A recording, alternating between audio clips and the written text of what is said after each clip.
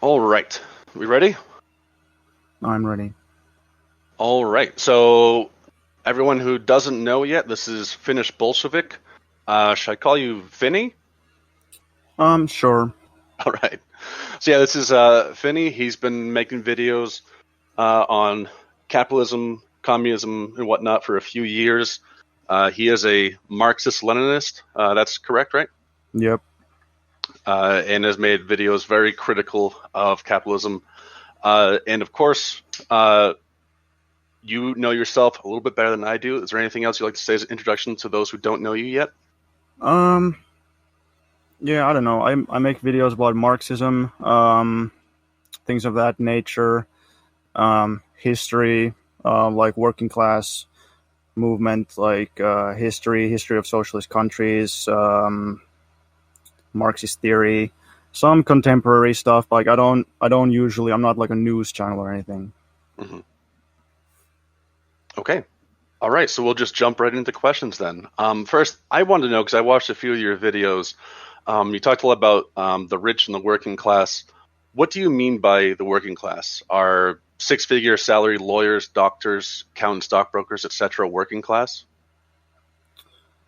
Well, generally, like I just use the Marxist definition of class. So the way Marxism defines class is a person's relationship to the means of production. Means of production are like workplaces, basically. So if I work in a factory, that's my relationship to the means of production is that I just work there. But the owners of the factory, um, they probably don't work there. They just own the factory. In the cases of some other companies, they might be involved in the production somehow, but basically workers are people who work using the means of production. Capitalists are people who own the means of production. Now, in between, you have some gray area. So you have uh, self-employed people who live through their by their own work, but also own their own means of production. You have small business owners, and all kinds of skilled experts and stuff. So basically, these people in this middle group, we tend to call them petty bourgeois or small proprietor, um, and that's the most like diverse group. So there's lots and lots of different kinds of small proprietors or self-employed, freelance, whatever. So a lot of like lawyers or doctors or whatnot, they might be like petty bourgeois. Um, what were some of the other examples you gave? Accountants, stockbrokers. Well, a stockbroker would be a capitalist if he just like owns and trades stock. There is such a thing as like a merchant capitalist who just doesn't really produce, but more just like speculates on the market and like buys and sells things. So those would be capitalists. But Okay. it is possible to be like a worker who is just like in an extraordinarily like privileged position.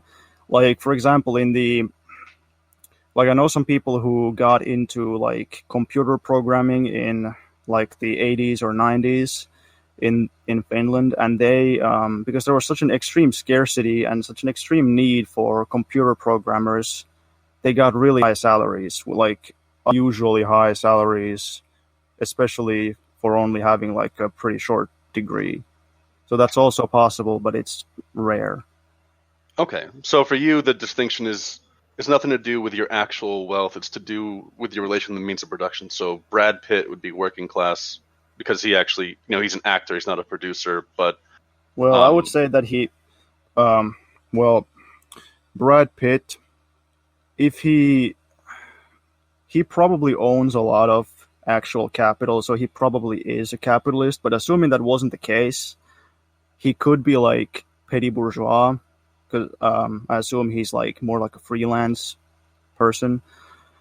But like I don't know if you know who like Bela Lugosi is, but like Bela Lugosi was like the guy who played Dracula in the 1930s like movie.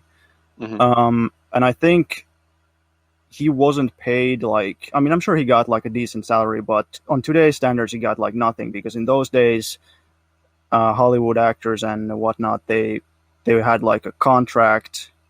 I think they weren't even unionized, and it's not like today when actors are like these kind of like free independent contractors kind of. But it is like a gray area. Like, some people say that a CEO who makes a crazy amount of money, that he is a capitalist for various reasons. But I mean, I don't really know. Like, but if somebody is like obviously a millionaire, then they clearly fall into a different category than like a really poor worker. Okay. All right. So our next question here comes from, let's see, Dictionary of the Holy Miracle. He asks, why Bolshevik? To be honest, or I mean, he's asking about the name, I suppose. Like, well, Yeah. I mean, it's basically like Bolshevism is the same thing as Leninism or Marxism-Leninism. Like, okay, maybe there's some people who disagree, like Trotskyists probably say that Marxism-Leninism is like not Leninism, it's Stalinism or something. Like, there's some people who would say that. But for me, I guess like I just thought the name sounded better, because I started originally and I had a channel that was only for audiobooks. It was called Marxist-Leninist Theory, and it still exists, and I still do audiobooks. But when I started, I used like this really crummy like text-to-speech program to make audiobooks, which is really horrific. These days I don't do that. I just read the audiobooks myself. But so I had Marxist-Leninist Theory, and then I was like, okay, I'm going to make another channel, and I was thinking of the name, and then I think somebody probably suggested it. Finnish Bolshevik. Okay. So let's see. Our next question here comes from Tripod. Tripod asks, oh, shoot.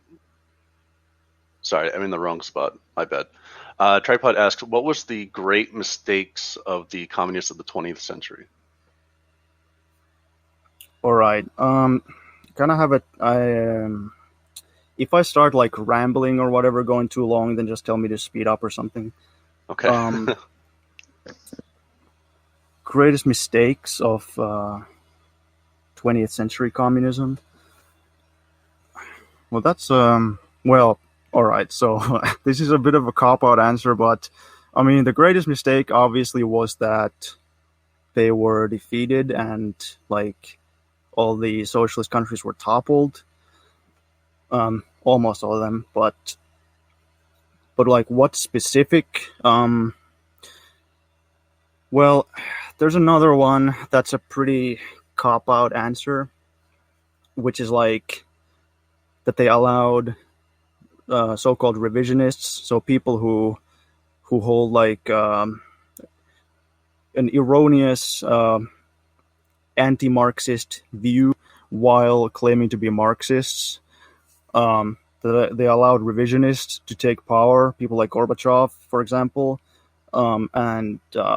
Basically, this is kind of a complicated topic in itself, but sometimes people are revisionist and they don't realize it themselves.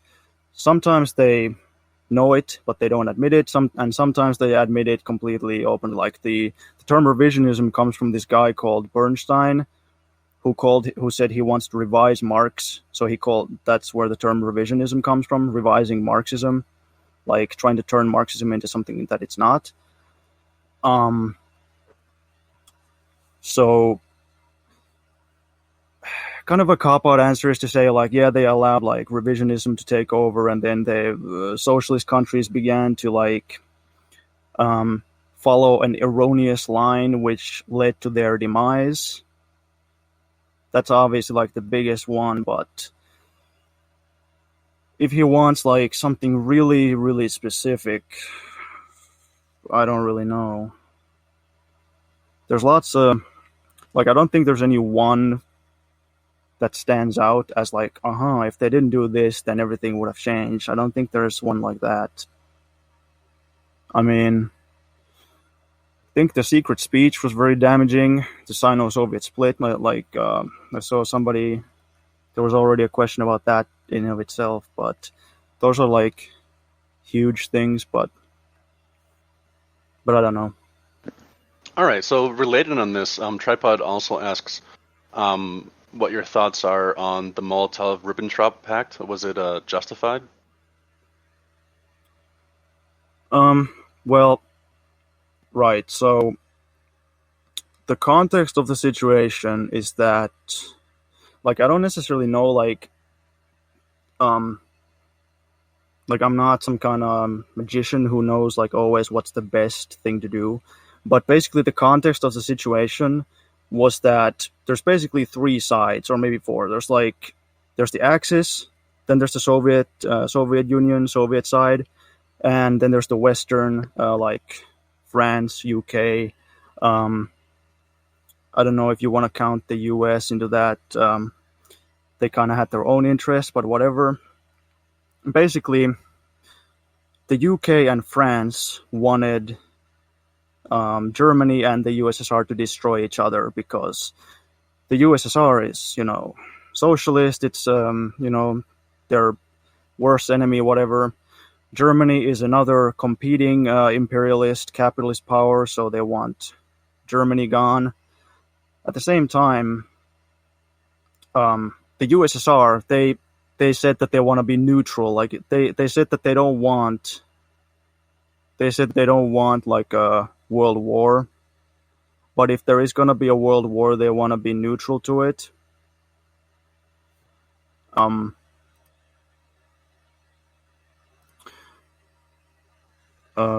Yeah, so they said they want to be neutral. So for the USSR's interest, they would have preferred, like, if Germany attacks the UK and destroys the UK instead, or something like that. They just wanted to stay out of the World War. So basically, as a result of this, the Soviet Union, they first go to France, Germany, or not Germany, they go to France, UK, and Poland, and they say, let's have a collective defense agreement. So, let's have a collective defense treaty so that if Germany attacks any one of us, then we will shut them down right away. Like Germany is not gonna be able to do anything. Now, I think this was in 1938, and you can find this if you Google something like Stalin promised to send 1 million troops if Britain agrees pact or something like that. You'll find this article talking about this. And basically, the Western allies, the France, UK, and Poland, they said, no, we don't agree. We don't want a collective defense agreement. Now, at the same time, Poland, France, and UK do make agreements with Germany. So there's obviously the Hitler-Chamberlain Pact or the Munich Treaty, which was supposedly gonna guarantee peace for our era or whatever he said. And they all made treaties with Germany. So now, and the USSR basically thought, okay, well, they're all making treaties with Germany and they don't want to make a collective defense against Germany. So what's going to happen is that they want to push Germany to attack the USSR. And then once both sides are completely devastated, the UK and France and possibly the US is just going to swoop in and take over. So the USSR thought, okay, we're going to turn the tables on them and we're going to make a non-aggression with Germany, which partially worked the way they hoped, because when they made the non-aggression with Germany, because they had a policy, their long political line was that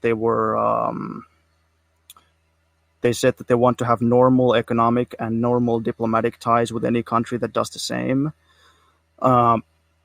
So they followed that and they said, okay, we're going to have normal ties with everybody and we're going to have a non-aggression with Germany and a non-aggression with Japan. And the result of this, the immediate result, was that Germany was like, all right, so the USSR has a non-aggression. Let's attack the UK and Poland and France instead. So Germany does that. So Germany attacks the UK, France, and Poland first. But then it still didn't really fully work because they still attacked the USSR, which of course they weren't so stupid that they figured it was never going to happen. They kind of wanted to buy time, but they would have wanted more time. So they still didn't quite have enough time to prepare for the German attack. And they also didn't know when it was going to happen. So it still kind of caught them by surprise. So that's why I think it was probably a smart thing to do, but it's very convoluted. I don't know if you could follow what I was saying. I don't know if it makes sense to you. So I don't want to jump in here, like if you were still working on that, but some users are asking, you just called Germany capitalist during that time, and people want to know, how was Nazi Germany capitalist? Right. So, well, if you go on my channel, you'll find like a lot of videos about this. I did I think I have a video called "Was Nazi Germany Socialist?" or something like that. Response to Tick or response to TIK. Who was one person saying that Germany was socialist. And it comes down to the definition of socialist and capitalist. The reason that I think that the USSR was socialist is because they had practically no private property. They collectivized agriculture and they nationalized industry. That's pretty much it. And the economy didn't function on a market basis. It functioned on a basis of planned economy. So that's why it fits the definition of socialism. But Nazi Germany, on the other hand, they didn't really nationalize companies or anything. They didn't collectivize agriculture. On the contrary, they privatized a lot of things. They privatized huge industries, and a lot of things which used to be public property were made into private property in Nazi Germany. Now, people will turn around and they'll say, well, Germany had welfare, or Germany had state regulation or state intervention, or they called themselves socialist or something, so therefore it's socialist. But I don't find that convincing. I think that you have to look at the actual policies and the actual economics of the country. If they have, if almost everything is in private hands, then can't be socialist. Okay, and I don't remember if we actually talked about this, but we usually have questions from users that we already know in the community, we trust, and they aren't trolls or anything like that. Would you mind taking some live questions from users? Sure. So Dev has a question, if you're right with it, about Finnish nationality. Dev, are you there? Yes, actually, I happen to be. Lucky us. But so actually, I put it in the text, so I could just read off of what I said. Oh, sure. I see it. Go ahead. All right. Actually, so I asked a couple things, but I guess I could start with the thing that was the most recent. So, I mean, as you know, Finland is a bilingual country where Swedish is spoken by around 5% of the population as a native language, and then 44% as L2, for the, mandatory 6 years in public schools to teach Swedish. Did you actually look up those stats? Did you actually look up those statistics? Because I thought that it would have been higher than 5%. But I could be wrong. Actually, it was a while back where I checked. It was actually I found it on Wikipedia, and then it was connected to the the Finnish national statistics. All right. Okay. But yeah, so anyway, Swedish has had an extensive place within Finnish history and culture, within some of the most popular places, such as Usima and like Oulu, Turku, all that place. So since you, I'm guessing if you're Marxist-Leninist, you might support a Finnish example of the New Soviet Man Initiative, which was something that Stalin had cultivated. What would the place of Swedish language be within the Finnish landscape under such a cultural revival? Because that was what the system was a cultural revival initiative. The role of Swedish. Well, okay, so like Swedish language culture. Sure. So Leninists, they follow a policy or principle called right of nations to self-determination, which basically it means that every nation gets to do what they want. That's basically, it's sounds kind of stupid, but it just basically means that if you're a nation, then it's up to you to decide what you want to do. Other nations can't like subjugate you. If you want to secede from countries, you can secede. If you want to join with other nations into a multinational, like a multi-ethnic, multicultural, whatever federation, then go ahead. You can do that. It's up to the nation themselves. So, so obviously the Swedish minority, they are a nation. There's a whole criteria of like what is a nation. Like according to Marxism-leninism, like the most famous example of this is Lenin wrote like a couple books on this, like critical remarks on national question, right of nations to self-determination. But the most famous one is Stalin's Marxism and the National Question, where he basically gives like the official, like the Bolshevik party's like official position on what is a nation. Mm-hmm. So it's like, I almost remember it. It's like a historically constituted, stable group of people who have a common history. They live in the same place. They speak the same language. They're not isolated from one another.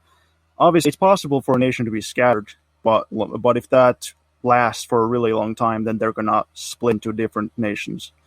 And that is a question, like, are Finnish Swedes the same as regular Swedes? Like, I mean, that's a question, but basically,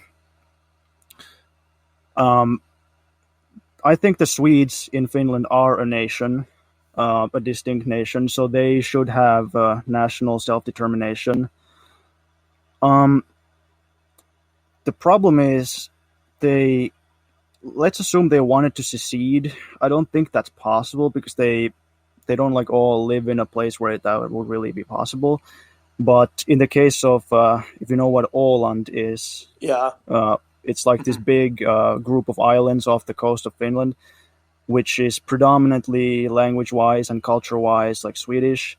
So if Åland wanted to secede from Finland, I would be okay with that. The communist movement historically has been okay with that. They've supported self-determination for them. But that said,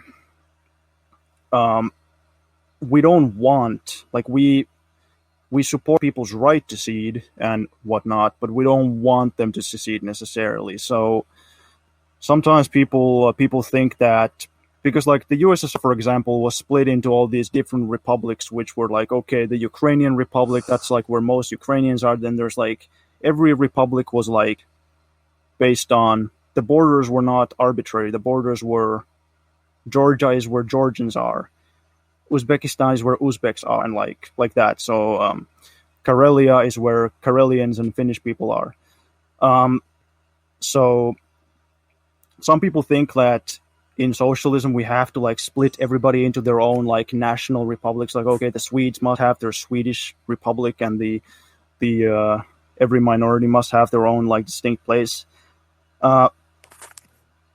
It's more like, if people can live together without problems, that's always better. But if there's like such a long history of national strife, like in Russia was a great example of this. Since the Russians subjugated every minority, they felt that they have to give the minorities recognition by giving them these like autonomous republics and make it a federation of republics instead of just like, boom, it's Russia and nobody else is recognized. But when it comes to Swedes, there isn't really a long history of like persecution of Swedes in Finland, as far as I know, and the Swedes and Finns get along pretty well. So I don't think we would have to like. I don't think they would have to secede. I don't think they would have to get their own like autonomous zone or something.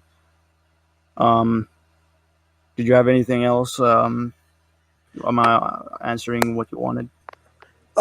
Actually, yeah, that was great. But so yeah, I mean, with Åland, they have like they're like an autonomous region of Finland. They have their monolingual Swedish government. They're exempt from military service, as like you've had to probably do compulsory military service as a citizen of Finland, right? Mm-hmm. So yeah, Åland doesn't even have to do that. They're just their own thing, and they're able to stay like that. And yeah, so I mean, I wasn't sure how Åland viewed it because of I've never been to Åland, but I've been to Helsinki before, and it just it seemed like that Finns and Swedes were getting together completely fine. Like there was no sort of tension amongst them, but it was just like with the new Soviet Man initiative, it seemed very much like it was like trying to reaffirm like Russian language and just kind of the general Russian supremacy over the other republics to try and consolidate the USSR into a super state with more. Well, I mean, I wouldn't really say that. It's more like the way I see it is that, like, just because of a historical circumstance, like Russian is the obvious like common language that they would have to use. Because let's say like if you're it was like a problem for like Karelians and Finns, like Finns who lived in Soviet Karelia, like the Karelo-Finnish Republic, that they like, so Finland had a failed communist revolution in 1918, so a lot of people just fled to Karelia. So they didn't really want to like integrate into Russia or something, just wanted to stay there and wait until a new revolution breaks out in Finland and go back. But in order to function as part of the USSR, you know, speaking Russian at least a little bit is kind of useful, because if you want to move around, if you want to study in the big cities, you know, and get access to all the things, then you kind of have to speak Russian because it's the common language. Otherwise, everybody would have to speak everybody's languages, which is not really practical.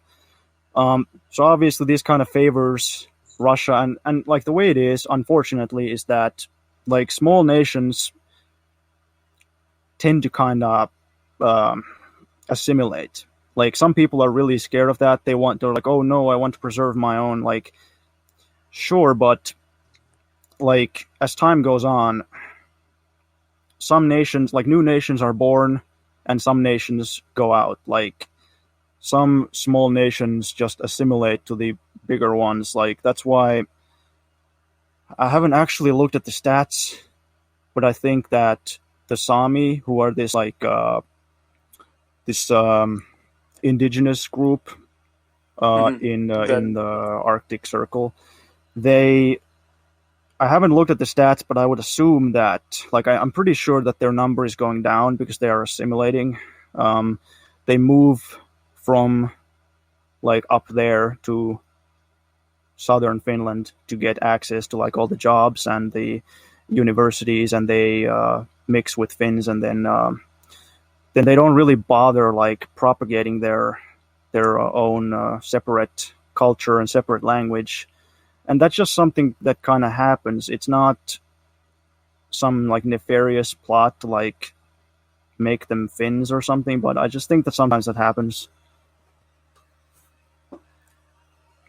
Yeah, well, I mean, in the case of Norway and Sweden, it was very much nefarious, but that's another topic entirely. Oh yeah, and I also well, don't want to preoccupy the conversation here, so I'll just say yes. Just to be clear, like there's plenty of governments that have persecuted and have tried to like assimilate the Sami forcibly. I'm not denying that, obviously.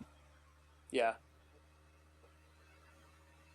So yeah, I guess with All that, right. that ends that question. But I have another one lower down, but that'll probably be answered later. So All right, we'll just bounce around a little bit here. So, I would like to ask a question here. When I'm playing Hearts of Iron 4 as the USSR, what land doctrine should I take? I have no idea. Like I've only tried Hearts of Iron 1 one time, and I opened the game. Yeah, I bought a used copy of Hearts of Iron 1, and I put it in the computer, and I open it up, and then there's like 11 pop-ups, and like Leningrad is being bombed. I'm like, oh, what? And then I close it, start reading the tutorial, and yeah, it only has a text tutorial that you have to read. And I'm done reading this really long thing, and I'm like trying to figure it out. I'm like, oh, thank God it's over. And then like, okay, you can now move on to the next chapter. I'm like, oh, there's 6 times more of this, and then I just kind of gave up. Okay.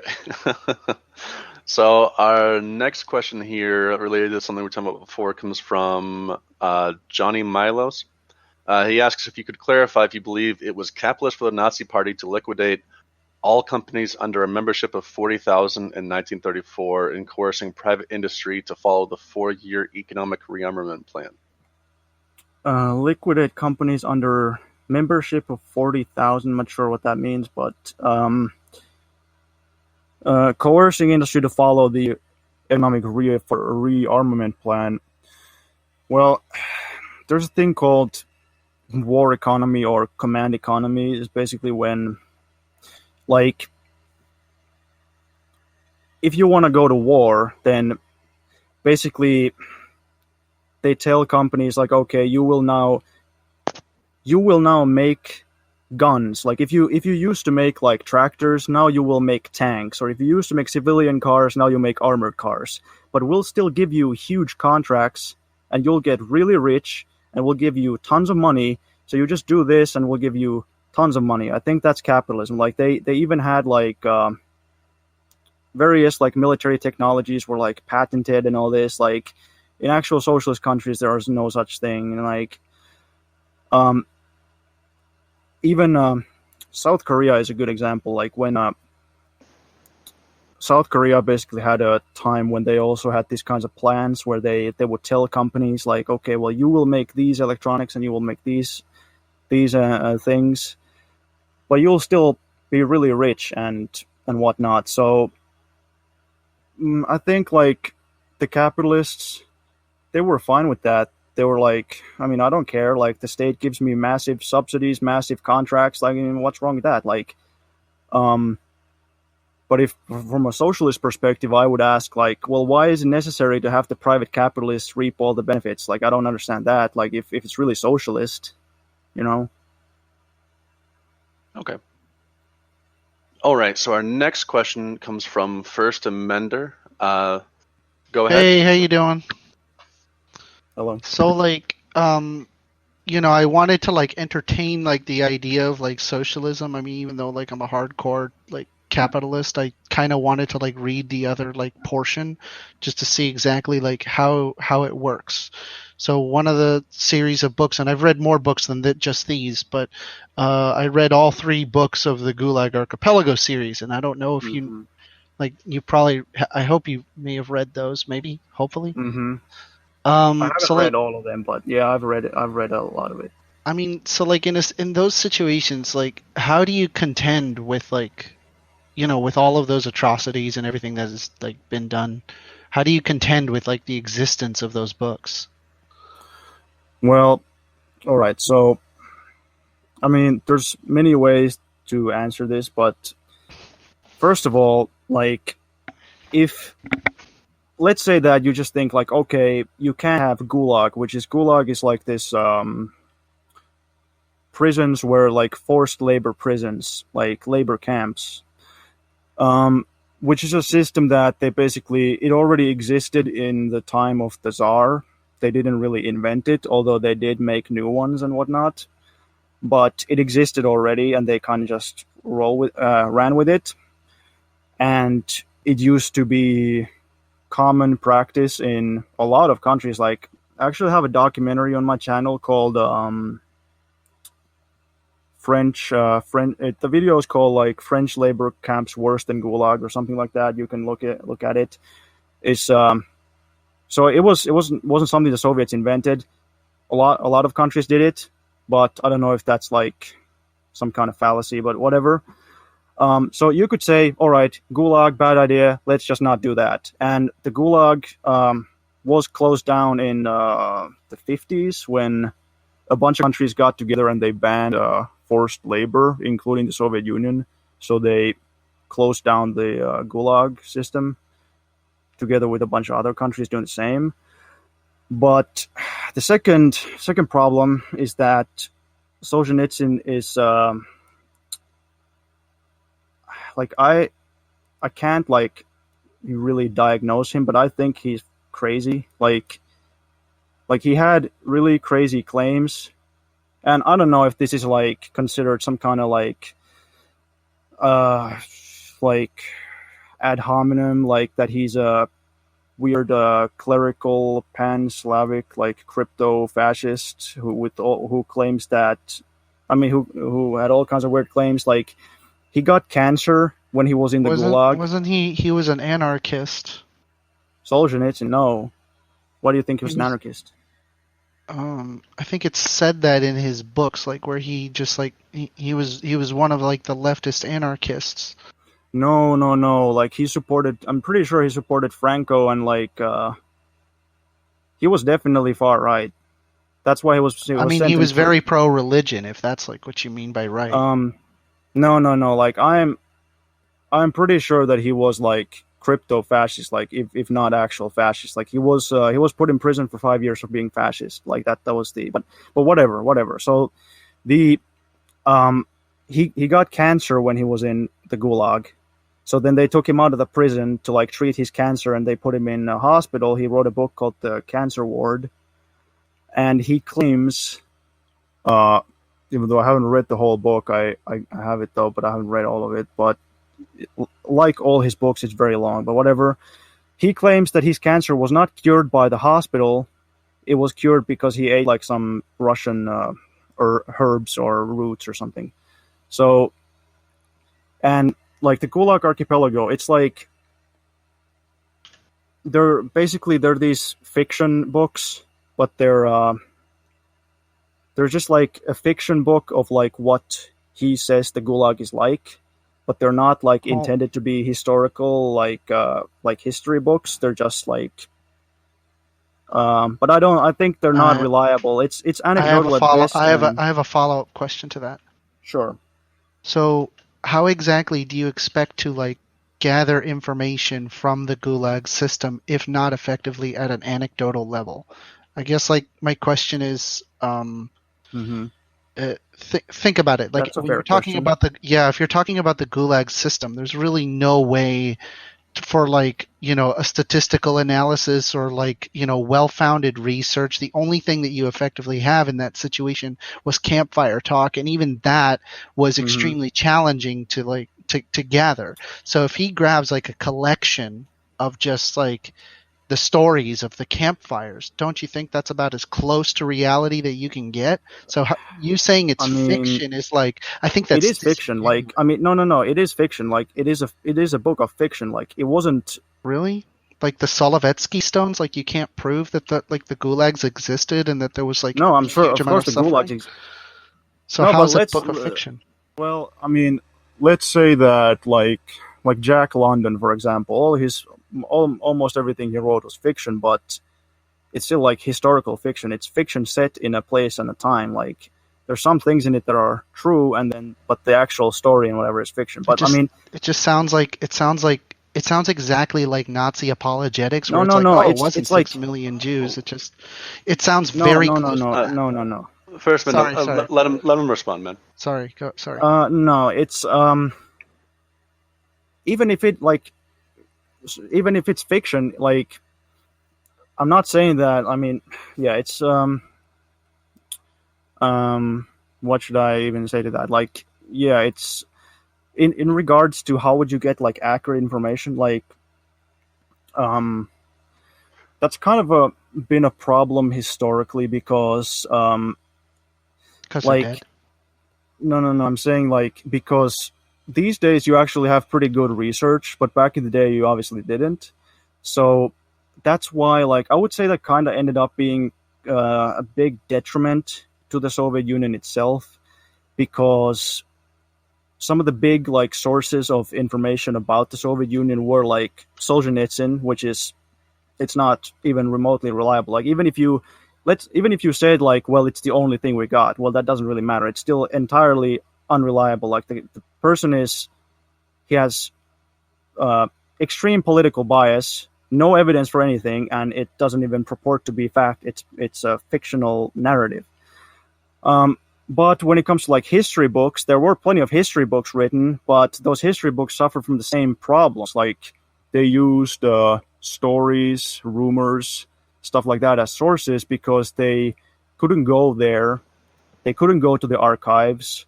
And, during the Cold War, they also just made up a bunch of stuff, obviously, as you do, because it's the Cold War. But these days, you have pretty decent, like, if you read, like... What about, like, just... And I'm sorry, I don't mean to interrupt you. No, I'll just give you one recommendation. Like, if you read, like, J. Arch Getty, he had a paper called Victims of the Soviet Penal System. That's decent. I mean, Getty is not a communist. I don't really agree with Getty, but in terms of just having like actual data, it's decent. Has data. All right, first minute, we're gonna move on to another question here. Okay. So let's see. Our next question comes from. I don't know what this is about. But Block of the Holy Miracle asks, "What's your take on Machno and Black Ukraine?" Do you know what that is? Oh, okay. I'll just before we get to that, I'll just say something about the previous thing. But when it comes to the Gulag, though, the biggest problem with the Gulag, like in terms of just having like rehabilitative labor, so just putting prisoners to work so they can integrate into society, that's a good idea. But the problem with the Gulag is that it was these camps where they had terrible conditions because the country was really poor and whatnot. And I also at the end of the day, I still think that you shouldn't force them to work, I would say. I haven't really heard a good counter argument why it's so necessary, because they weren't really economically significant. It's not like they really needed to do that.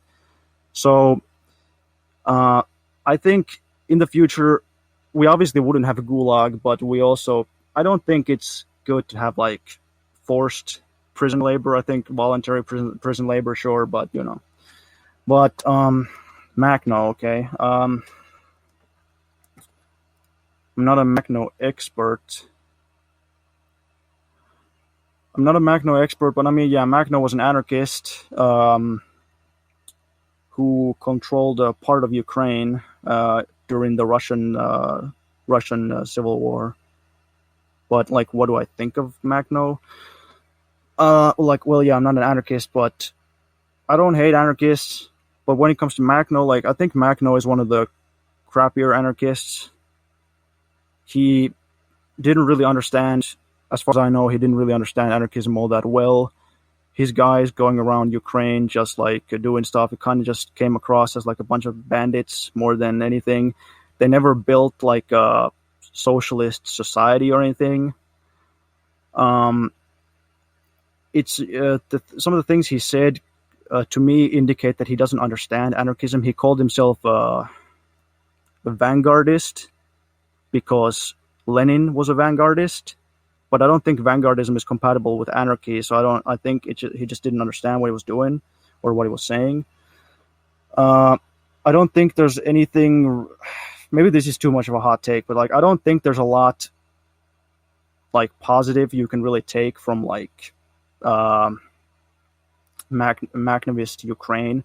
I would look at like the Spanish like Catalonian anarchists more, like the CNTFE and all that, like as a better example of how anarchism can be done. That's what I would say.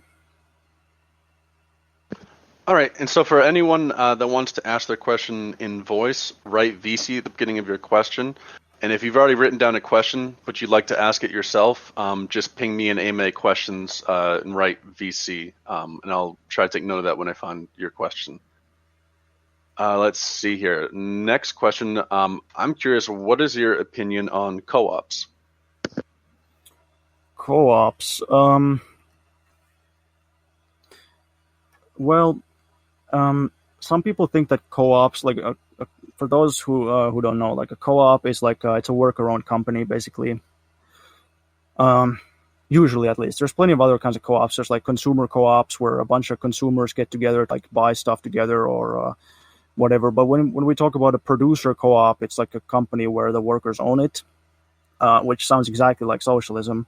But really, from a Marxist point of view, the problem that I have with co-ops, or not really a problem, but the reason I think co-ops are not like ideal or perfect, is because a co-op is only owned by the people who are in it. It's not actually like public. It's not owned by everybody. So there are some people who are like market anarchists who just want like, let's just have everybody has their co-ops and then the co-ops like compete against each other and whatnot. Like, I think that's a terrible idea. I want everything to be common public property. That's, communism. But that said, the Soviet collective farms, for example, were co-ops. They also had industrial co-ops. Usually like the smaller companies were co-ops. The larger companies were state-owned. They had state farms, which were huge, and they had collective farms, which were like co-ops, and they were smaller. So they thought, and I would agree, that a co-op can be like a good way to reform small private companies into public property over time. Like if you have a ton of really small farm plots, it makes sense to combine them into a co-op, and then over time you can integrate it into like a public sector. But co-ops in socialism can be like that, but co-ops in capitalism are different. Like, in my opinion, co-ops are never really the determining factor of an economy. They're always how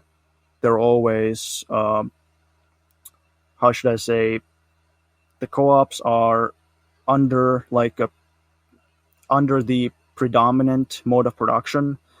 So in a socialist society, co-ops can be used for socialism. In a capitalist society, co-ops can be socialistic or capitalistic. Some people in capitalist countries have had co-ops which are great for the workers, and they try to pursue like socialistic goals. But when you build co-ops in capitalism, they also kind of have to adapt to this capitalist society. So they are either not as competitive because they don't exploit their workers or don't exploit them as hard, so they're not as competitive. These are usually like small co-op bookstores or co-op cafes or whatnot. They're not going to like overthrow capitalism or anything. Or there's some really big co-ops, like Mondragon is like this Spanish co-op that's huge, but I think they have this like two-tier system where they have people who are co-op members who get all the perks, and then they have these workers who are not co-op members and they get exploited. And like, so it starts to like, it quickly starts to get like weird, because they have to like try to adapt to a capitalist market economy and try to be competitive and all this. All right. Our next question comes from, you can say your name, and No Pasaran. Oh yeah. What's your thoughts on Maoism, third worldism? Well, the short answer is that I'm not a Maoist third worldist. I mean, it's kind of hard to say because there's not really like one definition or description of what Maoism, third worldism is. Like, I'm sure most people here have no idea what that is, but like basically, Maoism, third worldism, like it tends to be this idea that people in first world countries are not revolutionary, or they're not really proletarians, or that some of them are, but most of them are not, something along those lines. I don't think it's as simple as that. Like they basically claim that because people in the first world countries have like better living standards, therefore they can't be revolutionary, or they can't like be real proletarians. I don't think it's as simple as that. Like poverty doesn't fully correlate with being revolutionary, nor does like having a little better living standards correlate with not being revolutionary. It's more like unfortunately there's more complicated things at work. I don't know if I'm really gonna get into that, but like especially these days, the left, or especially like the socialist left in the West, hasn't really fully recovered from the collapse of actually existing socialism. And that's a much bigger factor of why workers are poorly organized and why they don't do stuff, rather than living standards. Like, it's not like people in this country, for example, just recently got like a lot better off or something. Like that's not the case. It's quite the contrary. Like people have been all kinds of like services have been cut, and things have been going to the other direction. And that's kind of my other problem with third worldism, is that they kind of have this defeatist attitude that you shouldn't. I mean, I don't even know what they think, because there's so many different varieties of it.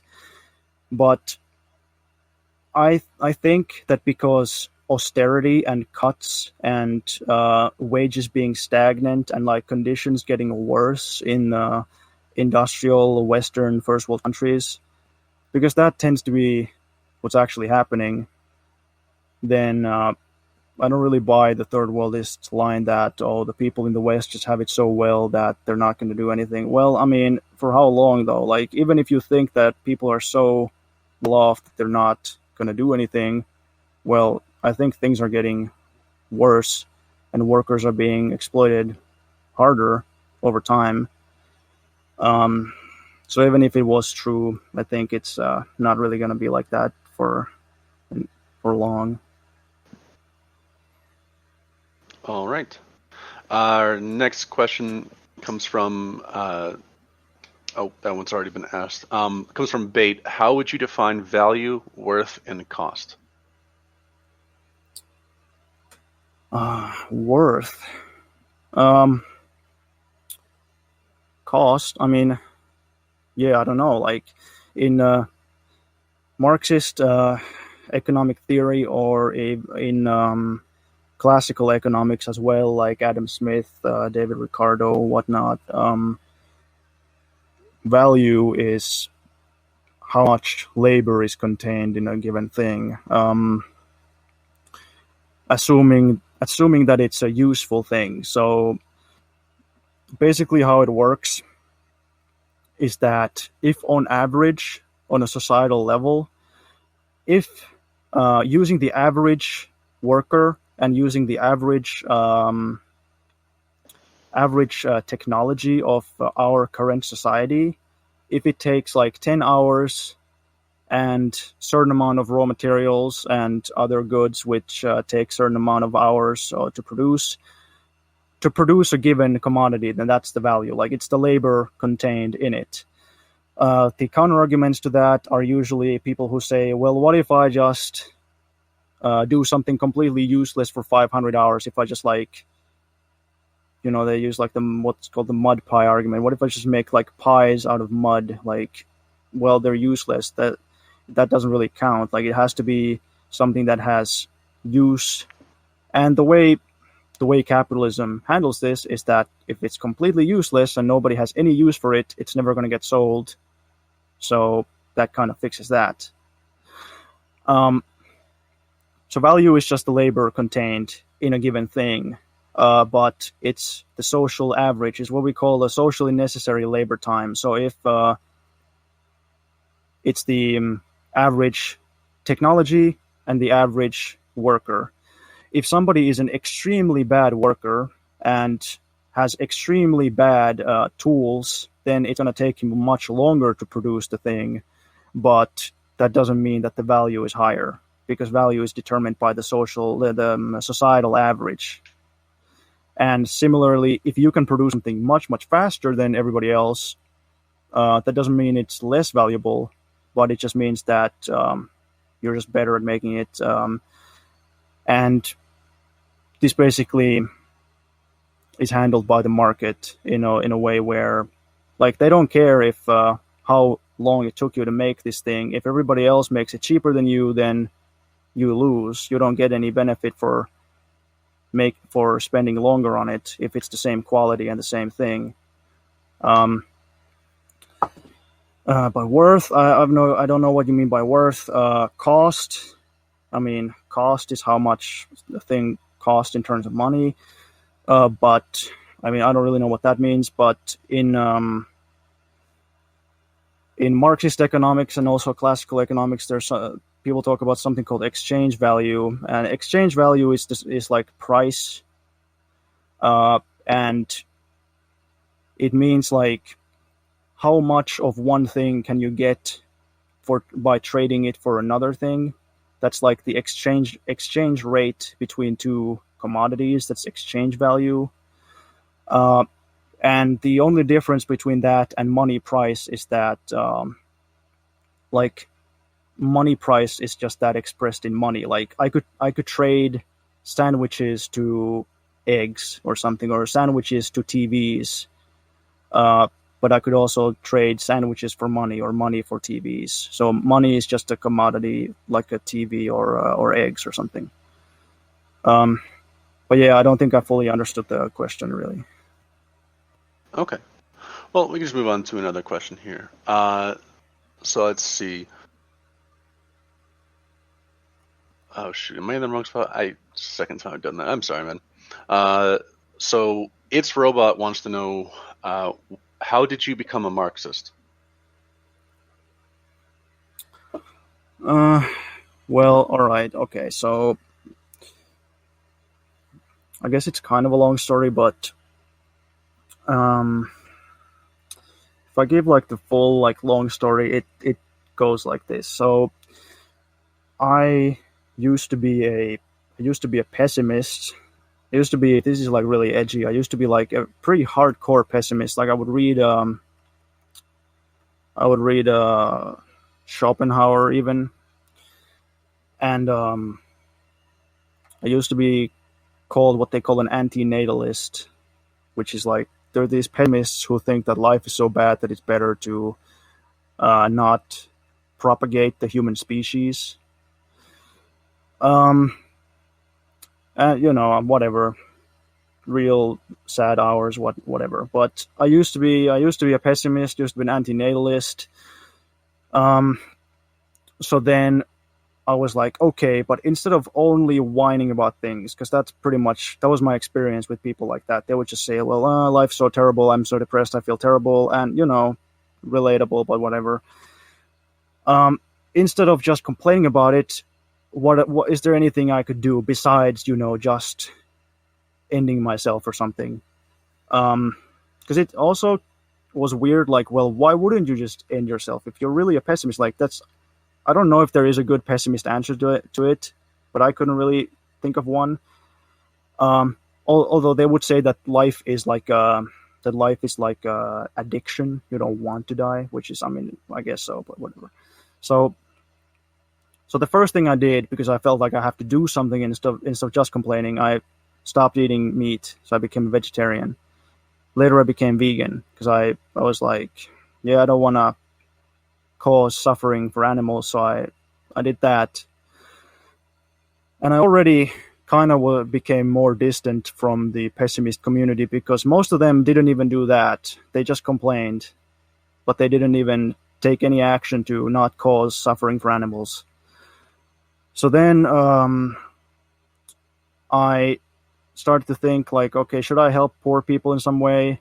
And then eventually I remember talking to a friend of mine who was also a pessimist, and I was like, well, if every country was like Cuba, where like they have their basic needs met, there's no like massive starvation like in Africa. But even if it's not like all glitz and glamour or whatever, they're not starving and whatever. Like, wouldn't that be better? Like, as a thought experiment, like if I could push a button, make it happen. And he said no. And I said, well, why not? And I used to be like a social democrat. I was a liberal and then a social democrat.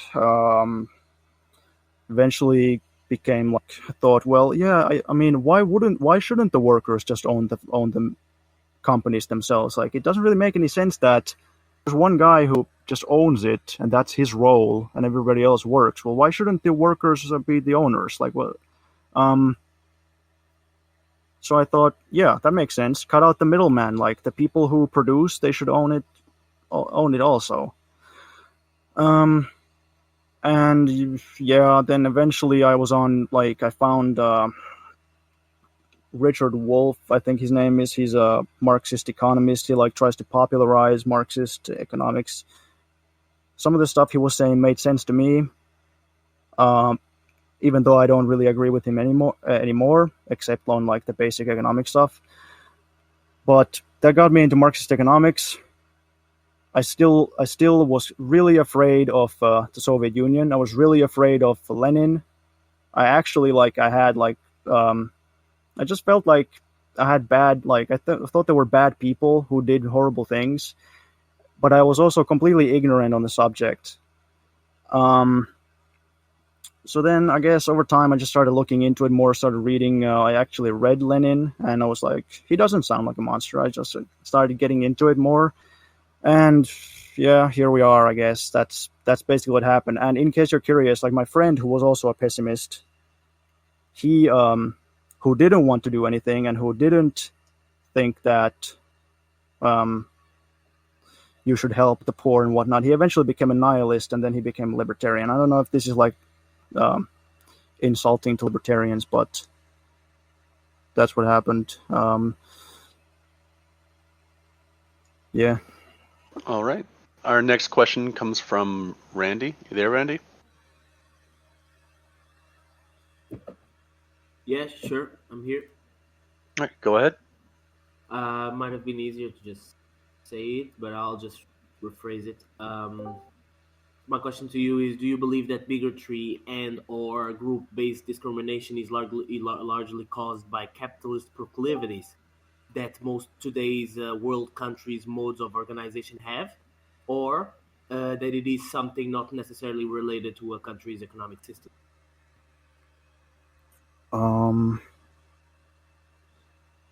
Capitalist proclivities. Sure. Okay. I would say. I just meant how economic systems in a country interact with the overall. Okay.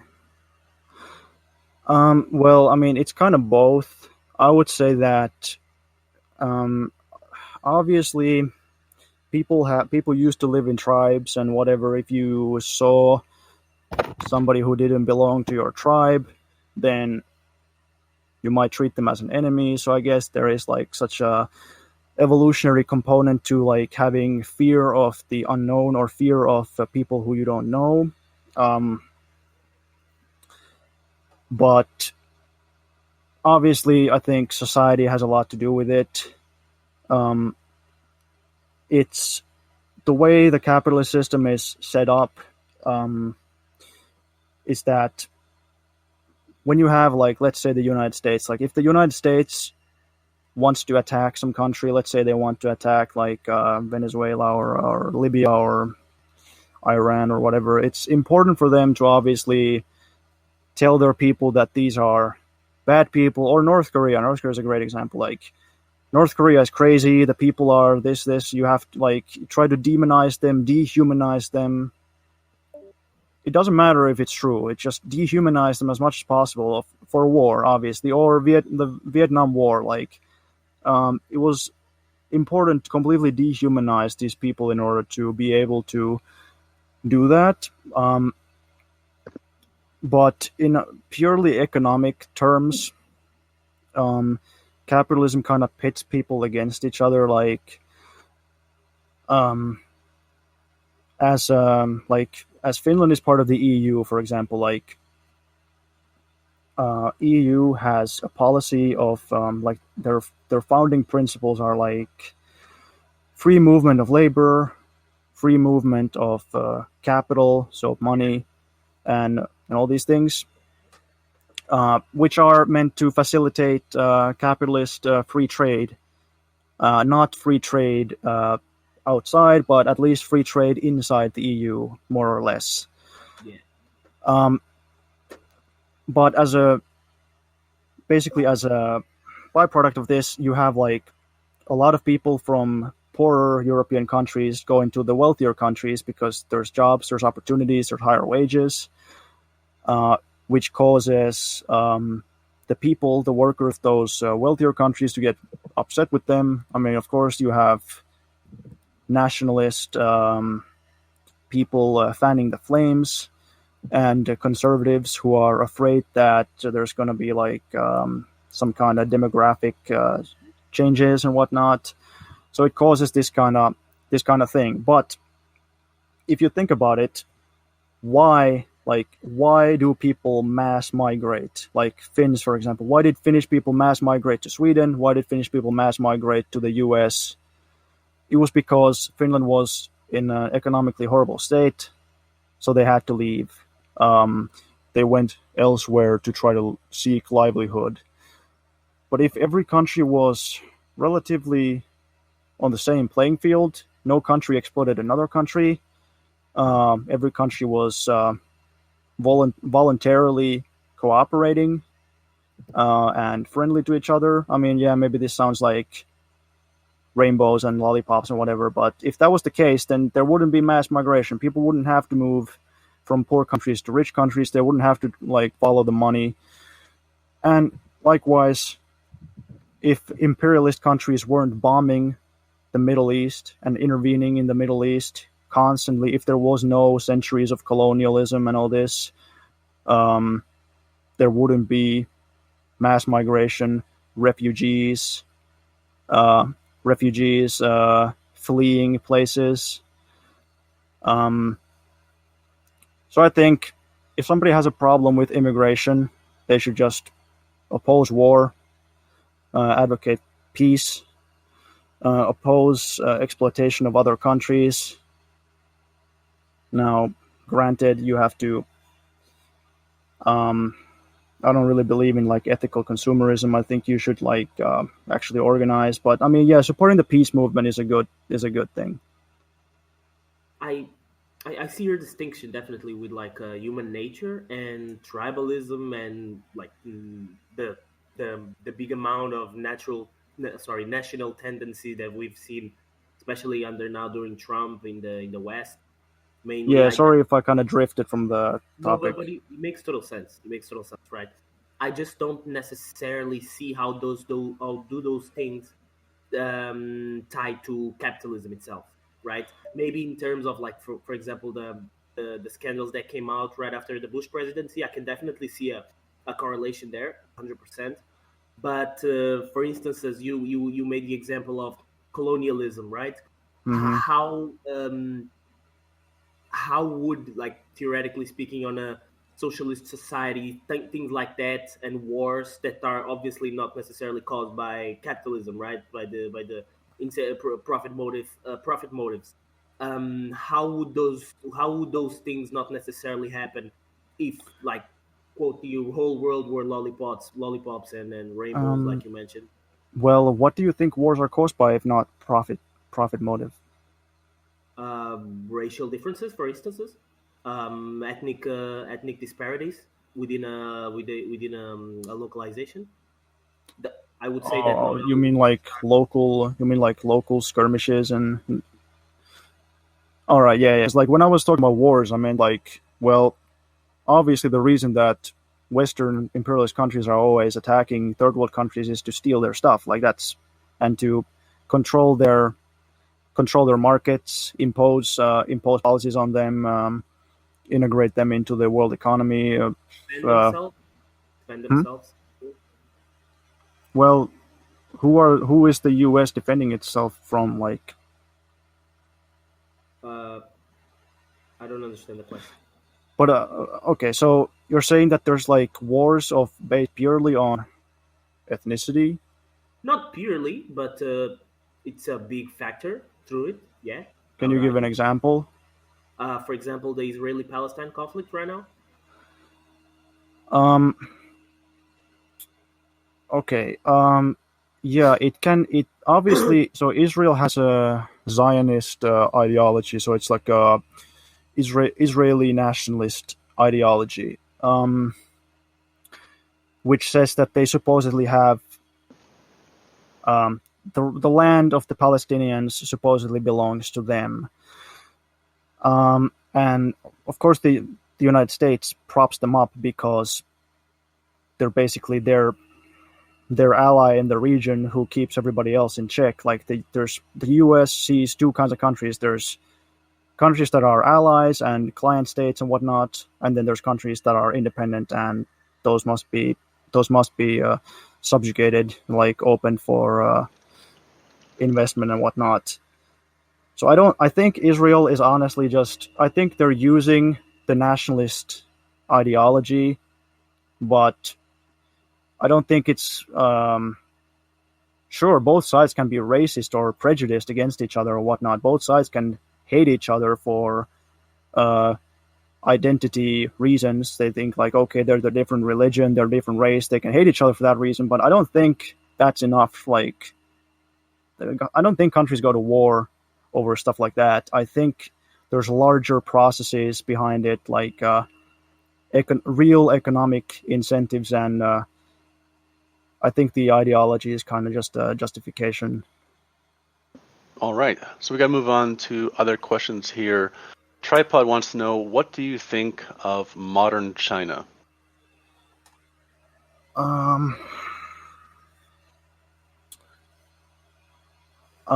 Modern China. Well, I don't think modern China is socialist.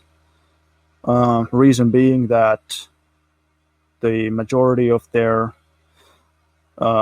majority of the economy is in the private sector. It's in the for-profit sector. What else? But I mean, yeah, I mean that's really the big one. Like usually when people ask me about China, I just think, well, they're asking if China is socialist. I don't think China is socialist. Do I like China or do I support China in some way? I tend to lean towards China being a capitalist, imperialist country, but some people think that China, albeit is not economically socialist, is still somehow a positive force in the world, or is trying to build socialism. Because there's a lot of people like that. Like that's what China itself is saying. China claims that they're using these policies that they have now in order to one day build socialism. I don't think that's entirely out of the question, but I think it's highly unlikely. So I tend to think that China is a capitalist imperialist power. Would I? I don't support foreign powers meddling in Hong Kong, for example. Like the Hong Kong protests are largely backed by the U.S. and other foreign powers. But I'm sure there is like a legitimate workers' movement in Hong Kong as well, but we probably don't hear about it that much. But yeah, it's a complicated situation. But yeah, I don't really like China. Okay. User Dash asks, how would communism provide incentives for people and organizations to produce higher quality goods, provide incentives for people to work in difficult jobs, and figure out proper resource allocation?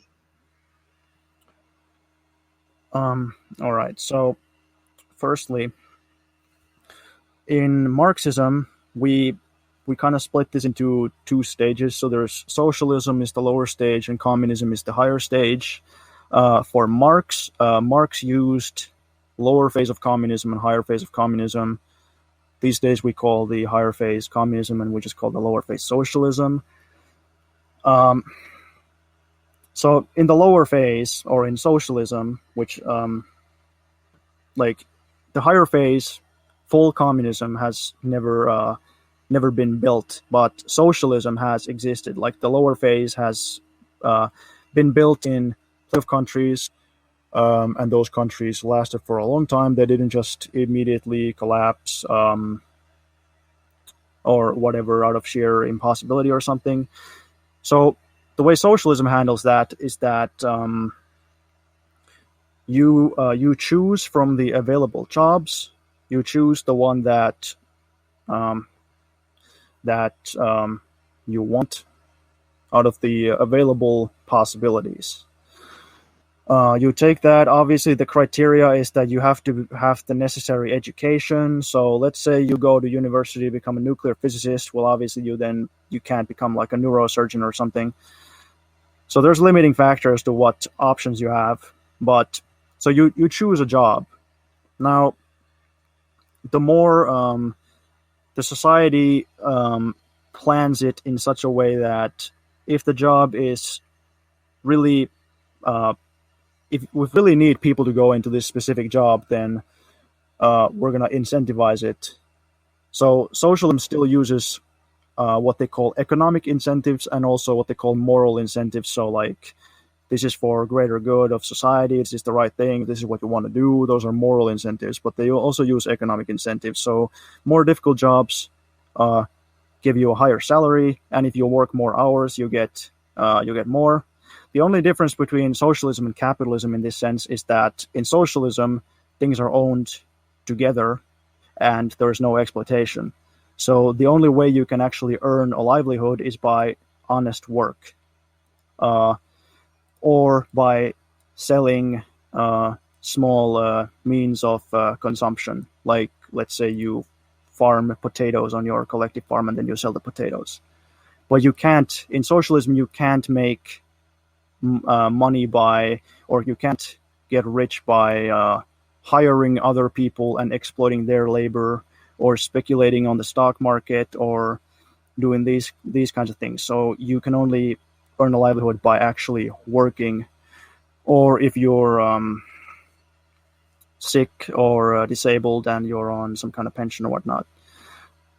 Now, in communism, like the higher stage, how would we incentivize people to do more difficult jobs or produce higher quality goods?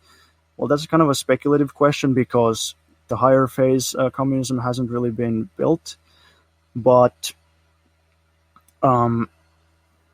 there's still been various like ideas thrown around. So obviously, I think the economy should be planned. So we would basically democratically decide what we need and what we want. And if people say, well, this is just garbage, you got to make it better, then we would give people the task to make that happen. When it comes to incentive of like inventing things to make them better, there's like various things that can happen. Like, either you can basically have like people working for the government. Let's say the US has people who are developing various technologies for the government. There's people who make military technology, for example. Similarly, in a socialist society or a communist society, you can have people who are hired for or tasked with certain projects, like develop these medicine, develop this into something better. One thing they also used to do in the Soviet Union, for example, is they held competitions. They said, okay, let's see who can make the best gun or who can make the best tank. And then various teams of scientists or various engineers and whatnot would submit their prototypes. And then people would see like, well, this looks good, this looks good. And then I'm pretty sure that Kalashnikov was a winner of one of those competitions. His gun was deemed to be the best one. So there's things like that. But also, if you're a worker and you're let's say you're in a factory and you figure out a way to make your job easier, well, why wouldn't you make it easier? Like, it just makes perfect sense that if you can figure out a way to make your own work easier, do it. Like, I think there should be a quota of, like, you either do your basic shift, let's say it's 8 hours a day or 6 hours a day or whatever it is, that's your basic shift, and you have a basic quota of how much you can produce. If you can produce it faster and it still meets the quality standards and you can figure out a way to make it easier, great, just do that. That's fine with us. I actually wish that was the case in capitalism because I work in a factory and we kind of have quotas, but even if you overfill your quota, they don't give you anything, and you also can't leave like ahead of time. You still have to be there 8 hours. Let's see, where was I? Oh, if the job is like very, very unpleasant and nobody would ever want to do it, well, I guess then we would just have a system where everybody takes turns doing it. Or we would have to give people some kind of incentive to do it. I think, don't they say that necessity is like the mother of invention or something like that? Mm-hmm. So this is not like set in stone, especially since full communism has never been built. So we'll kind of see what works and what doesn't work. Okay. All right, so our next question comes from Electron. Electron asks, what are your thoughts on North Korea? Is there credence to the news about it? Or is it biased Western propaganda? Or is it mixed bag? Well, it's a little bit of a mixed bag, obviously. I think most people can probably understand that. Some of the stuff they say about North Korea is just completely preposterous. Like, my favorite North Korea news story is when they said that North Koreans found a unicorn lair, which they actually, didn't, and they also don't claim that they did.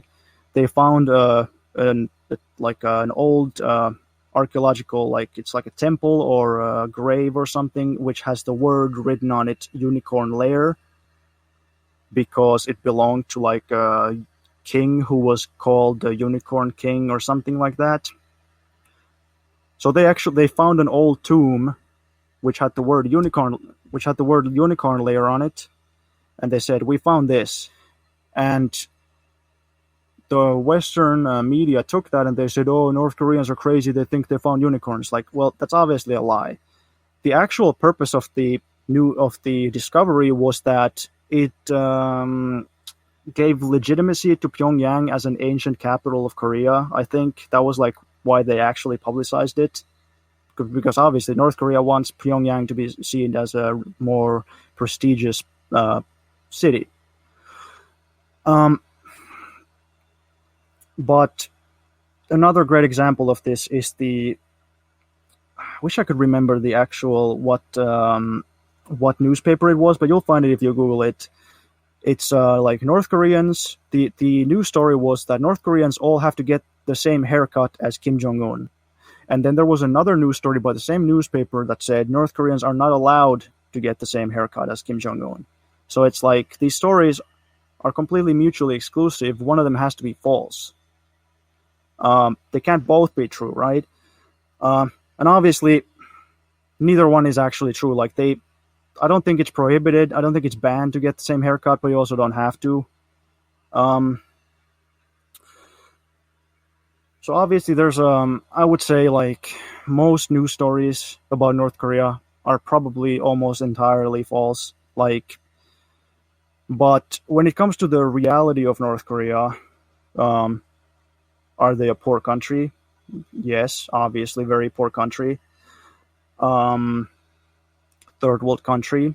Are they armed to the teeth and do they have nuclear weapons? Yes, they have never denied it. It's true. Do they have a socialist economy? I think so. But usually like the more outlandish, like weird, crazy claims about North Korea, they tend to be false. That and there's never any evidence, never really any sources or anything. So if there's something crazy said and there's no source, then why would you believe it?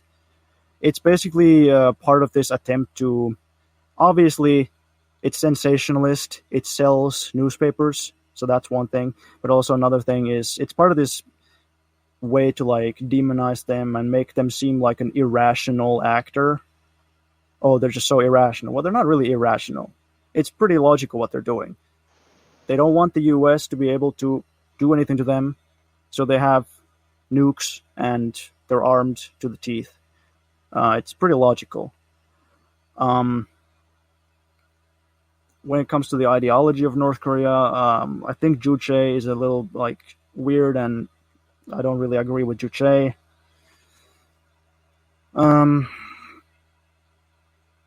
I think they have a have hero worship of their leaders. It's not as crazy as people make it out to be, but they still have hero worship of their leaders, and I think that's counterproductive. I guess that's my thought on North Korea. All right. So for anyone that's joined in, we're talking with Finnish Bolshevik. If you'd like to write a question, put in AMA questions.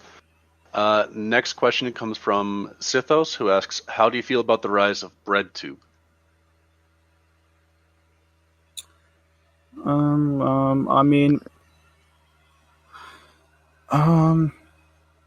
I don't really have a strong opinion. Like, I guess it's good if leftism is more popular, then I guess that's good. I wish people were like socialist, but you know, I don't have a strong reaction against that or anything. But I also don't think that it's like, oh my god, best thing ever. Like, this is gonna change the world, you know. Okay. So let's see. And yeah, for anyone that's joined, Finnish Bolshevik is a Marxist-Leninist. So let's see. Next question. There was a good one here. Oh, this would be a really interesting one to ask you. Tripod wants to know, was the Winter War a just war? Yeah, that's a classic question. It's obviously I get this question a lot. But it's kind of a long story. I tend to give like really long answers. So, all right. Basically, you just have to understand the historical context for this. So the Winter War was like this. It was a war or conflict between Finland and the Soviet Union in 1939. And it arose because basically both countries were very hostile to each other. Finland was more hostile to the Soviet Union than the other way around. But, you know, it doesn't really matter. It kind of goes both ways. They were hostile to each other. They didn't trust each other. It was possible to have a peaceful outcome. So the war wasn't actually necessary or inevitable, in my opinion. So it's like a tragedy that it happened. But basically, because they were hostile to one another, the Soviet Union was of the opinion that somebody is going to attack them. And they thought it's probably going to be Germany, but it could also be the UK and France. But probably Germany, very likely was going to be Japan also, because Japan attacked them in 38 and I think also in 39.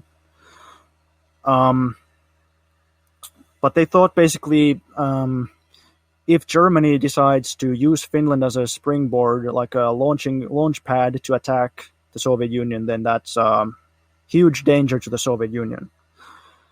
So for that reason, the Soviet Union said to Finland, let's have a mutual defense treaty so that if any foreign power tries to come to your territory, then let's repel them together. So let's prevent any foreign power, whether it be Germany, UK, France, whatever, they can't come to Finland because that is a threat to the Soviet Union. And also, they said because Leningrad, modern-day St. Petersburg, which is like a city of millions, and it was a city of many millions even in those times, It was, I think, 20 miles from the Finnish border, something in that ballpark. People always say that it was within artillery distance from the Finnish border. So Leningrad was like really close to the Finnish border. So the Soviets thought that that's really dangerous for Leningrad. If anybody attacks them, then Leningrad is going to be nothing but a smoking crater, and it's a city of millions of people. And we know that this is a realistic fear because in the siege of Leningrad, which happened almost right away after that, I think at least 1 million civilians died, if not more. If the city had fallen, probably more would have died, but even in the siege, like 1 million people died. So it was a real fear, realistic fear. So they were like, okay, let's have a mutual defense treaty, and move the border further away from Leningrad, and the Soviet Union is going to give them territory elsewhere in exchange, more territory. So obviously it's in a different place, but they're going to give more, so it should be fair. There were long negotiations about this. I think they had like 8 or 9 negotiations. Finland almost accepted, but in the end decided to not accept the terms. And it was influenced by the UK and France, who said that they're going to back the Finnish state as long as Finland doesn't make any deals with the Soviets. If you don't make any deals with the Soviets, we're going to back you up. We're going to put troops in Finland, and we're going to bomb the oil fields of Baku. That was their promise. So when the war starts between Finland and the Soviet Union, it only lasted for 3 months, because after 3 months, the Finnish state said that they want to return to negotiations. So that happens. The Soviets are like, okay, fine with us, because we're not too worried about the British troops, but we are worried about them bombing Baku. So if you want to end the war right now, that's fine. So the war is ended, and they negotiate again. So there's a year of they call it like the interim or interwar period, and then after a year, Finland, like Germany, arrives, and Operation Barbarossa starts, and Finland joins the Axis and attacks the Soviet Union. So basically, what they feared would happen did actually happen. However, there's other complicating factors to this. So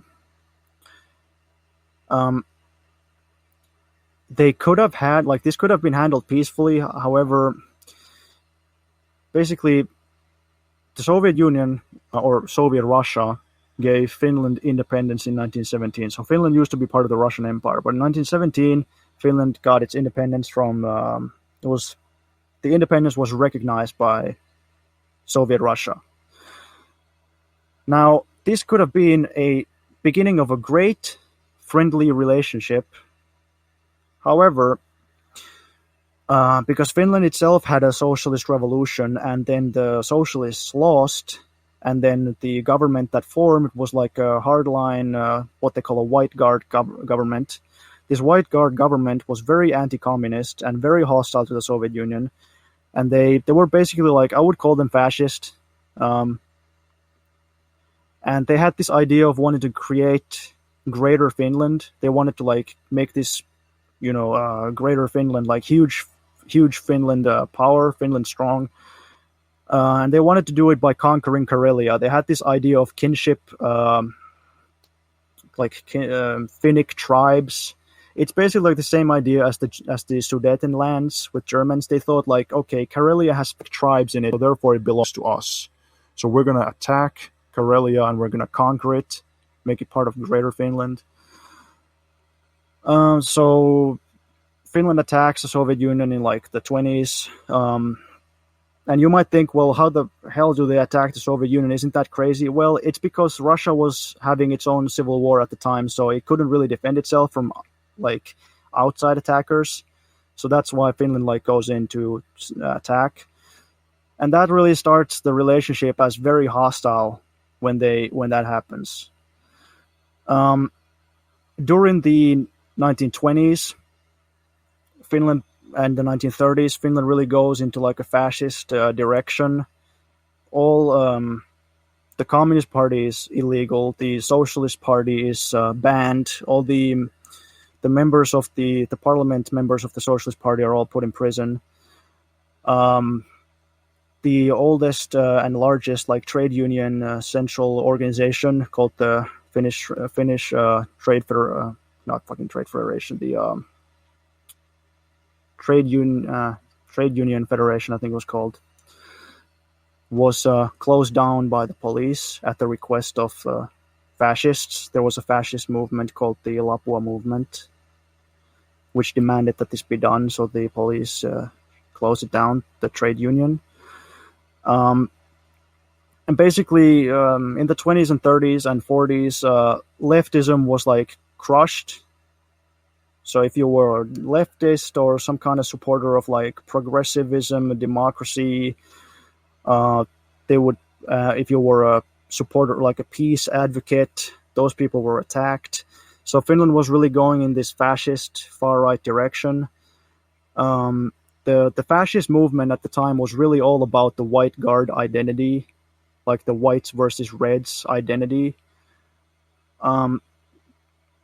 So it doesn't really, like, it's not really a surprise then that Finland would have bad relations with the Soviets and that they would be very hostile and join the Axis and do all these things.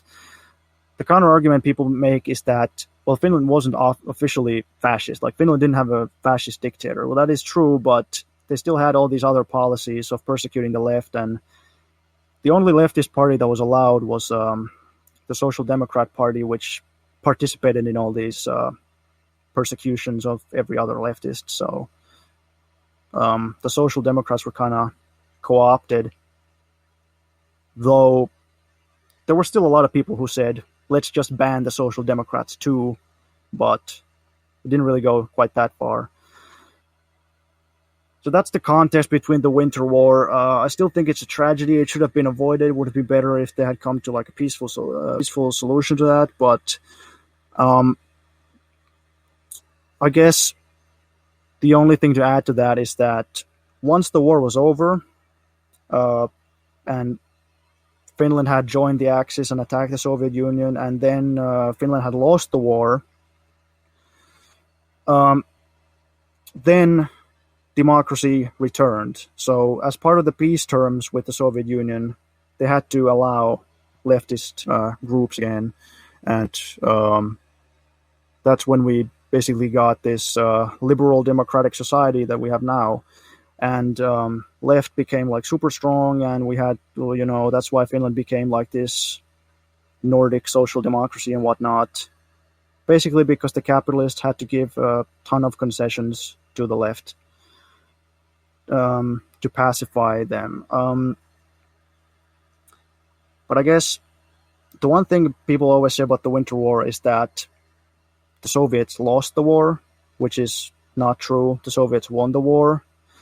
It's a misunderstanding because it ended inconclusively, because the Finnish state didn't cease to exist. People assumed that the war was like that Finns won. But that's not actually the case. It's just that after 3 months, they said they want to go back to negotiations. And that's why there's this whole propaganda like myth around it. They say, how could such a small country defend itself against the Soviet Union? Well, it's result of many different things. They had advantageous positions while defending. They also had stupid ways of attacking. It's an unusual occurrence, but it's not like crazy. Both sides had roughly similar amounts of troops, which is also something people don't really know. Like Finland actually had a really big military, like 600,000 troops. But yeah, I guess. Actually, I saw an interesting thing from a Finnish historian about this. He said that nobody had really ever thought, like, nobody had ever tried what it would be like to go through like these snow-filled mountain forests where there's like only a very narrow path and it's just snow everywhere and basically no roads, and like what it would be like to go through that with tanks. So the Soviets did that, and it didn't really work. Like, it was vulnerable to people just coming out of the woods and just ambushing them like in Vietnam or something. But Okay. I guess that's my explanation of the Winter War. And I'm just curious here on this. Do you have any thoughts on L'Oreal and Tony or Larry Thorne? Oh, yeah, wasn't he like didn't he become like a mercenary? Sort of. He was a Finnish soldier who fought in the Winter War, Yes. and then he went to Nazi Germany in, I think, 1944 for basically special ops training. And while the Soviets were pushing through at that point, he just said, well, I'm here, might as well fight the Soviets now. And then after the war, there was a price on his head, so he left and joined the American military. Right, so yeah, that's why he has like an Americanized name as well. Yeah. I guess I'll say the last like myth about the Winter War is people always say like there's this concept in Finland called the spirit of the Winter War, which is this notion that everybody was united against the Soviets and blah blah blah. But it's a complete myth. Like, it's just, yeah, once you lock up everybody else, then yeah, the remaining people are united, or at least they're not going to say anything. Like, if you didn't fight, you would be killed. And if you advocated for peace, you would be thrown in prison. So, like, there was an organization called the Finland-Soviet Union Friendship Society, which advocated good relations between both sides. And it basically was a peace organization. Like, it advocated peace. And it was closed down. But when it was closed down, it had, like, I think, like 30 or 40,000 members. And this is a pretty small country of only like a few million at the time. So to say everybody is united, but then you still have to like shut down big organizations and imprison lots of people for disagreeing, like, it's not really true. Okay. So next question we have here is from Falgaraz. He asks, what do you think fascism is, and what do you think about it? Well, I'm not a fascist. I don't like fascism. What do I think about? What do I think it is? Well, the Marxist definition of fascism is that it's like an overt dictatorship of capital, like an extreme, overt, terroristic, violent dictatorship of capital. It's one of the explanations of it. So instead of just having capitalism with liberal democracy, you just have capitalism where they have like overt dictatorship. You have no rights. Obviously, they can have a nationalistic, like racial identity or national identity or religious identity. They have some kind of identity attached to it. We don't consider that to be like as significant. That can be whatever, but even if something has some kind of identity to it, even if something is white supremacist, that doesn't necessarily mean it's fascist.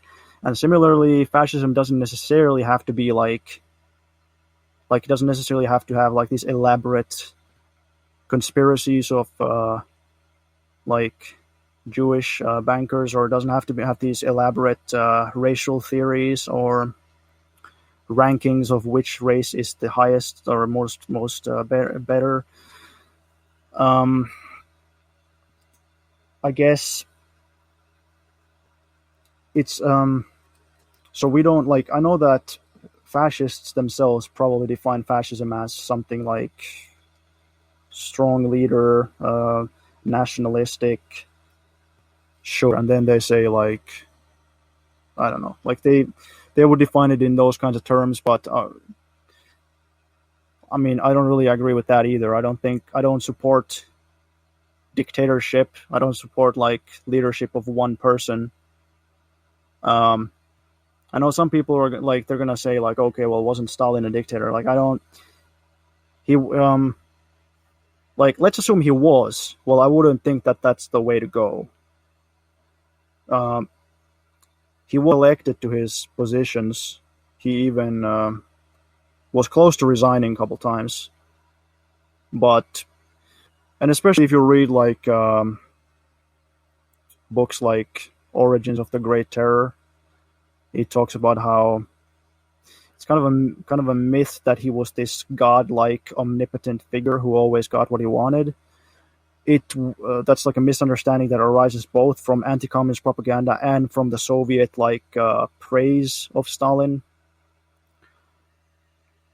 So I don't agree with the dictatorship. I don't really agree with pretty much anything that fascism advocates.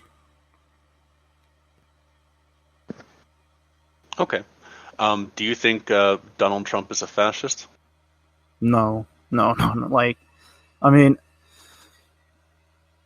he's I don't know. Like, it's weird when people say he was a fascist. Like, when people say he's a fascist, I don't really. Why is he a fascist? Like, they mostly say he's a strong leader. He's very much nation first kind of thing.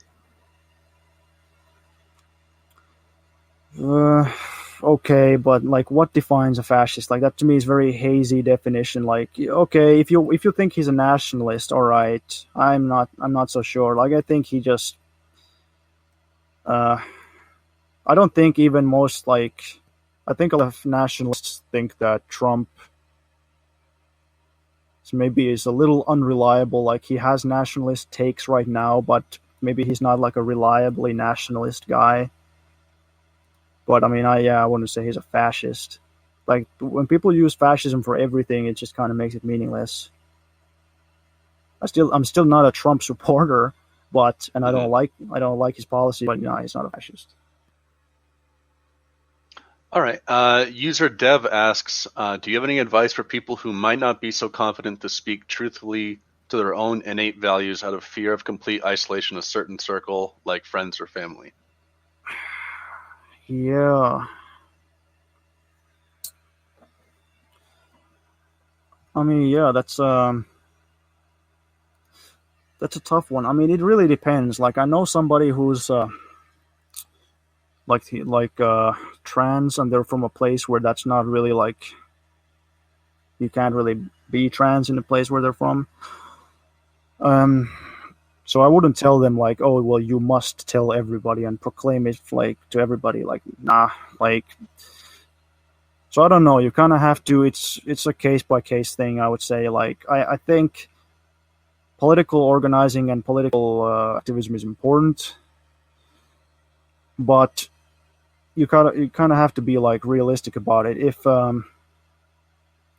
like, I don't believe that you should just be like some martyr for some because like I think that's what virtue signaling is. If you're like, oh well, I know if I say this, I'm gonna be a martyr for the cause, like and I'm gonna be a hero. Well, I think that's silly. Like, I'm more interested in results. Like, you should if you don't have to tell everybody like, oh, I'm a communist. Like, I mean, even like in completely like normal circumstances, like if you're out there like at a demonstration where people are talking about politics, sure, tell people about your politics. But if you're at like your work or something, well, if you think you're gonna get fired for spouting communism all the time, then yeah, it's probably not a good idea.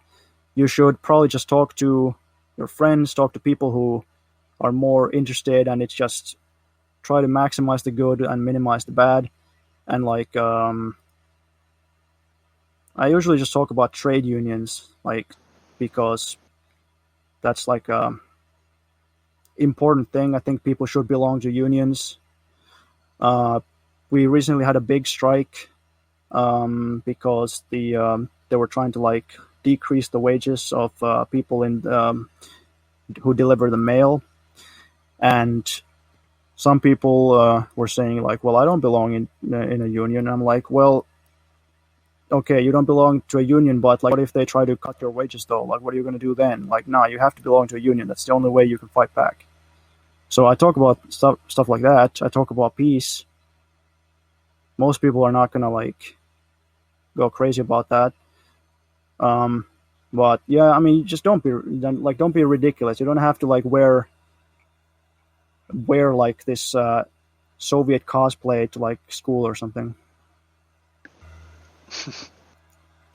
All right.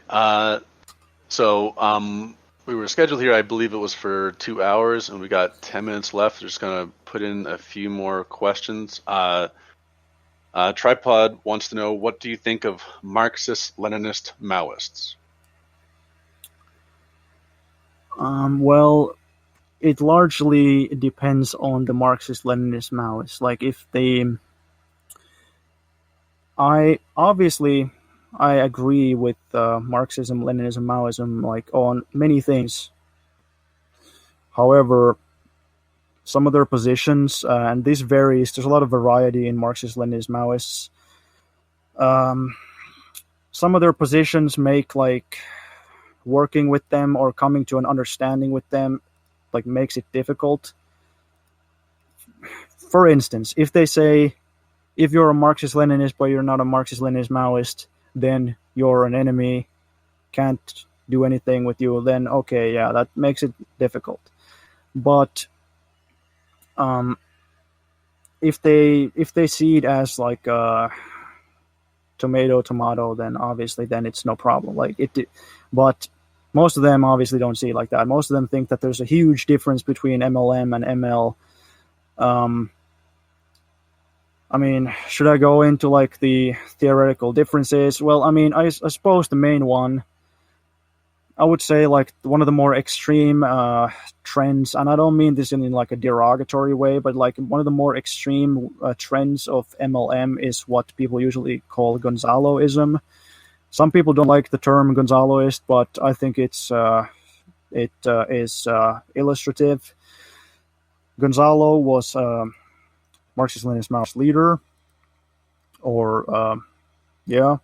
and he basically the ideas that he put forward are that you should always basically do what China, like what Mao did in China. And what I mean by that is China had a violent revolution. They had a people's war, they called it. So this like guerrilla war, specific kind of guerrilla war, and he basically thought that that's what you should do in pretty much everywhere. I know this is a gross simplification, but whereas Marxist-Leninists tend to think that for different countries you use different tactics. So sometimes you use elections, sometimes you boycott elections, like the Bolsheviks, for example. Sometimes they participated in elections if it was possible. Sometimes they didn't participate. They always used basically all the avenues that were available.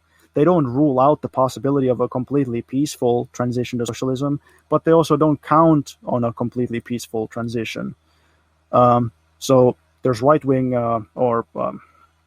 right-wing from my perspective. So there's right reformists who say you use only elections.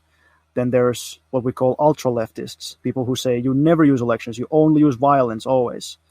And I think, and Leninists kind of use all avenues.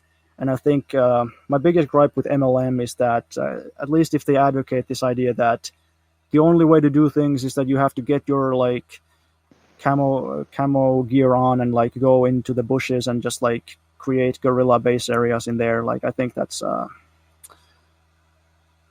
don't think that's really the way to go. Maybe in some places, but in other places, clearly not. Okay, and I'm sure you saw it as many here did. What were your thoughts on the Zizek Peterson bit? Do you think Zizek is a fair defender of communism, or is he not a real communist? Well, I have a video about it, which I don't remember what it's called, but if you just like go on my channel and look Zizek or something, you'll probably find it. there was like the one thing that people thought like, oh, such a great gotcha moment when Zizek was like, where are all the Marxist academics and all this. But apart from that, and like, nah, I mean, he didn't really even defend socialism or even talk about socialism that much. Like, sometimes you don't always want to be on the defensive. Like, now I'm allowing myself to like take these defend the Gulag or something. I'll entertain those questions, but obviously you don't really want to be just like on defensive all the time. So I get that, but I still wish that he would have actually like talked about socialism more. He kind of just talked about some weird stuff and psychoanalysis and one thing that I like. I think Zizek has interesting ideas. He has interesting takes on leftism, but. And, you know, he knows Hegel and all that. It's entertaining and it's interesting, but I don't really agree with him on a lot. So yeah, it was a little frustrating because it kind of felt like there wasn't really anybody from our side in that. But I mean, you know, Okay. I would have even rather had Richard Wolff, even though I don't really like him either. But yeah. All right, so we'll close up here then. Do you have any final thoughts you want to add before we wrap this up? Well, I guess just thank you. It was nice, and yeah, you seem to have a fairly well like running Discord, considering it's so big. Like sometimes like you go into a Discord and it's just like complete chaos and just like feces flying everywhere, like figuratively, and like it's just so that's cool. But yeah, just if you're interested, you can go on my channel, and yeah, I encourage people to actually look into Marxism-Leninism, like history, actually read history books, and read something else like that's not just Robert Conquest or Solzhenitsyn. Read something that's more recent, like actual new modern research, or just read like actual socialist theory. Then you'll get a better understanding of it, I would say. All right. Thanks for coming. Really appreciate it. Everyone, you can check out his YouTube channel and announcements. And once again, I really appreciate it and look forward to seeing you again. Yep. All right. Thanks. Have a good one.